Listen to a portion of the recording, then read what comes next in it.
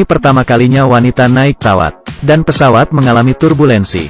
Lebih sedihnya lagi, perutnya mulai bergejolak, dan mengeluarkan suara. Aku ingin bab, tetapi sekarang, tidak diperbolehkan menggunakan toilet. Si gendut mengajarinya untuk. Sudah agak baikan belum? Petik 2. Tiba-tiba pesawat mengalami guncangan. Dia hampir tidak tahan lagi. Temannya berusaha menyemangati. Air matanya mulai mengalir. Ia sangat menderita. Bulu kuduk pun merinding. Ketika hendak berdiri untuk ke toilet, seorang pramugara menghentikannya. Pesawat sedang mengalami guncangan.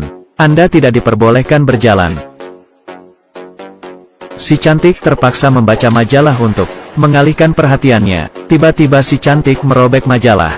Dia sudah tidak tahan lagi. Ingin menyelesaikannya langsung di tempat. Si gendut terdiam. Ia sedang duduk di sampingnya. Si cantik mengeluarkan kentut, bersiap-siap untuk melihat kejadian ini.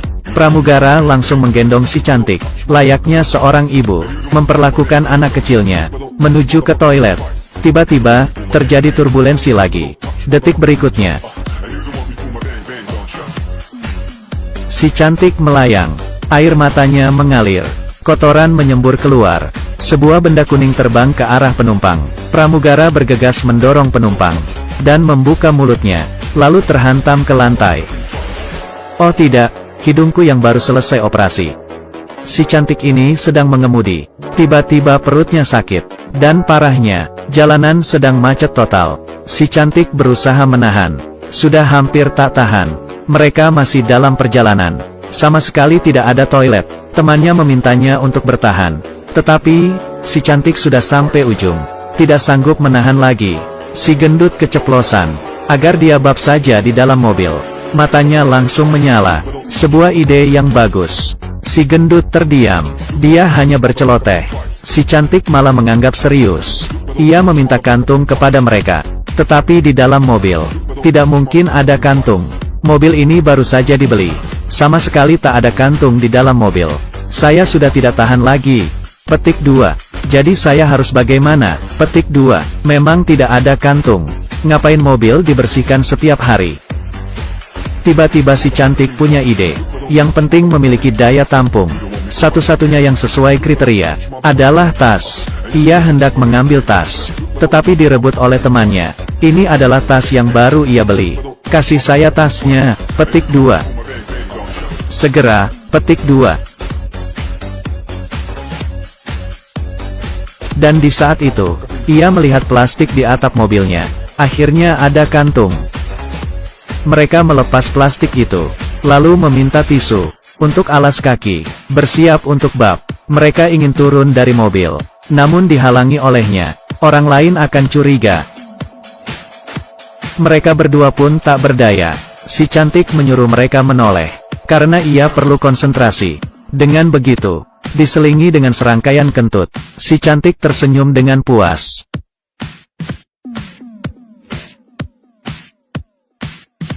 Wanita ini berlari ke toilet. Perutnya sudah kesakitan, tak tertahankan.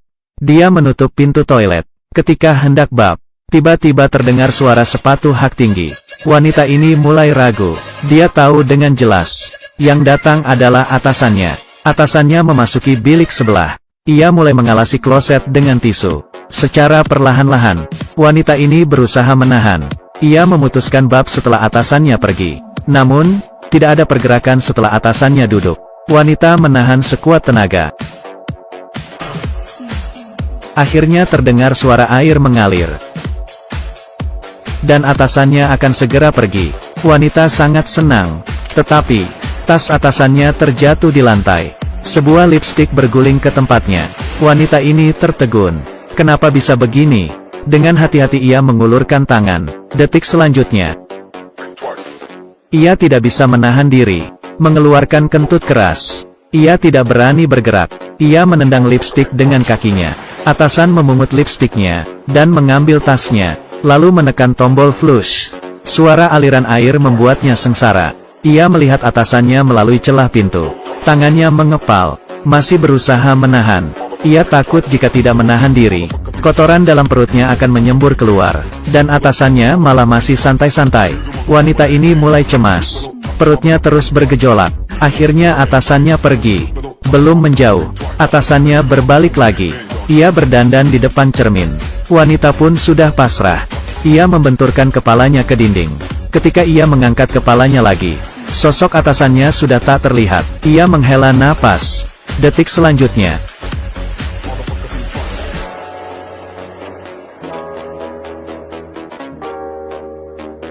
tetapi ia tidak tahu bahwa atasannya sedang membalas pesan.